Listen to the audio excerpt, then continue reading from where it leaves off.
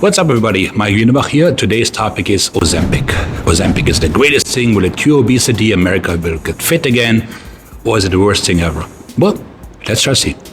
So, in the past, we had fat-burning, fat loss drugs, right? But they weren't all that effective. If you think about like the ephedrines or the clenbuterol's, the beta-2 medicas, they caused issues with the heart.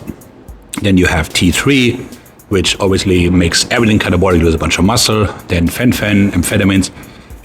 They all work to some extent, but the side effects are rather harsh. So then comes Ozempic, which is being touted as having no side effects. We know better than that by now, but let's take a look at it first. So technically, Ozempic is not a fat burner, because that's not what it does. It's an agonist to GLP-1, which means it works in the function of the glucagon-like peptide 1, which means it lowers your blood sugar, and it evens out, it slows down the emptying of the gastric tract, so you feel fuller longer. You don't have hunger pangs, you have less food noise, people report, and henceforth they eat less, okay? So it was, I believe, 2021 was the approval of the FDA, and then obviously recently it has taken the Western world by storm to the point where the producer, Eli Lilly, is now having a bigger market cap than the country of Denmark. That shows you how big the market is. And there's a reason, because I tell you one thing, and that saddens me as a coach, obesity will not be cured by people like me, coaches, but by the pharma industry. Why? Because people will just not do what they need to do in terms of eating less and move more. Some will, yes, sure, but the majority will not. So this is courtesy of the participation medals, just over laziness, bad information, and so on and so forth. People will just not inconvenience themselves. And that is one of my issues with Ozempic, because people that use it, for the most part, use it for that particular reason, which is the Homer Simpson reason. I can do whatever I want and lose weight, right? Because it blocks your appetite and you lose weight. So in some cases that's needed. As an example, there's some people that will eat themselves to death. So they need a hard stopgap of something. And then in conjunction with training and diet, they merge into a better lifestyle and they're happily ever after. So we had two cases here at the gym where people, like I said, they would have just not gotten anywhere without it. And then after 3 months, they weaned off and they stuck with the program, and now they're pretty much good on their own. But most people don't do that, right? So they just lose weight. And that begets the question, what type of weight is lost?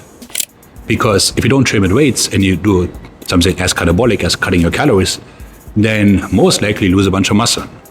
So now you get lighter, but not necessarily leaner.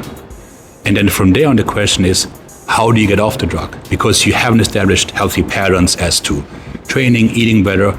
So now you blow back up if you get off, right? So that's one pet peeve I have with that particular drug. Then there's also, when people are obese, I firmly believe that nobody wakes up in the morning and says, I want to be a 500-pound hippo. Nobody, right? People get to those levels because there's some trauma, whatever the case there is in their lives. So the medication can only be part of the treatment. So it's sort of like depressed people, yes, you can prescribe an antidepressant, but there's also working out, fresh air, sunlight, food, and so on and so forth. So the same here. So if you want to overcome this trauma, okay, the drug can help you to get lighter, but then there's a lot of other work needs to be done. But then that's not being done, and it just sets the stage for another yo-yo diet, and that is actually very dangerous when people jumping back up to the old weight or beyond. So is Ozempic useless? No, it's not. It has some uses. First of all, people who need it medically, and then, like I said, for people who need a hard stop from whatever they're currently doing to get just started with something, see a drop of weight, and then they can start training, dieting, and do better. The other issues with Ozempic also that the long-term weight loss is actually very minimal. So after 3 years, people have lost between 10 and 12% of their body weight. But now if you think so let's say somebody is 300 pounds, and in 3 years, that guy loses, let's say 30%, 36% of the pounds of body weight. He's still very, very unhealthy, right? So what was really accomplished?